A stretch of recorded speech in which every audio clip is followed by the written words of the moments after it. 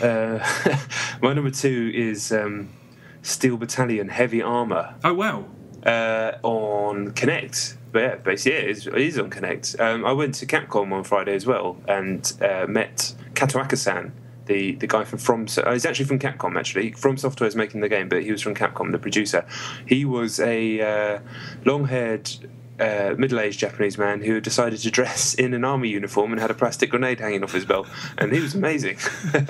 So yeah, he was my boy. He just kept giving me thumbs up. He didn't speak in English, but he kept giving me thumbs up and telling me that I was doing well, even though I was just dying over and over again. So I appreciate that.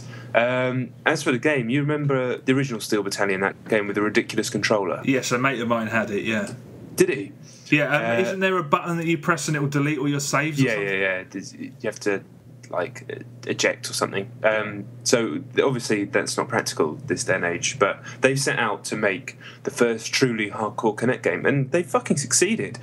It's the first Kinect game that I know of where you use the pad and Kinect at the same time mandatorily. You have to use both. That's how the game is controlled. Can you think of any more? I know where it's not mandatory, but I don't think so, no.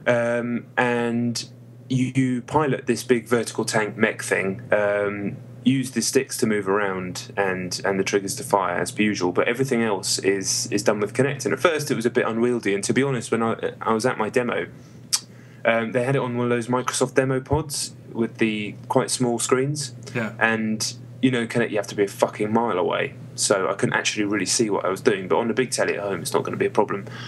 But yeah, you have to switch the thing on by doing a little gear shift motion. Then you push your arms forward to zoom yourself into the viewfinder, and you've got 3 other people in the cabin with you, or whatever you call it, cockpit. And you kind of swipe to go and look at them, talk to them. You can give them knucks and high fives and shit. And then the game itself is incredibly difficult because it's a From Software game and they like to punish you. But it's difficult in a really satisfying way, kind of like Dark Souls is. You know that if you plan properly and really concentrate and do exactly what you're supposed to do, you're going to succeed. But if you fuck about for a second, you're done. And there are so many ways to die. At one point, my thing got overrun by enemies, and one pulled up the hatch and looked up and it shot me in the face. And while you're playing in the missions, the guys in the tank with you can freak out. And you have to sort of spin around and slap one in the face, and they could die at any time. It's unscripted, and yeah, it's so complete. I don't know if anyone's going to buy it, but they said it's been in development for 3 years, and it feels like the Kinect landscape's changed in that time a lot. But I admire the amount of effort and money that's clearly gone into it. They're really not holding back. What are you doing with the Kinect? Are you holding the pad, and then what are you doing to open the hatch and stuff like that? Is it? Yeah. So you zoom in with your hands to get to the viewfinder, and then you're controlling it like a normal sort of FPS to a point, and you can reach up and grab a periscope to zoom in. But then when you push back out, you've got all sorts of different things. You have to manage the ventilation using one little pull down thing, or change the speed with the gears, or change which type of missiles, or move around and talk to your other crewmates, flick monitors, shit like that. It's fucking complex as hell.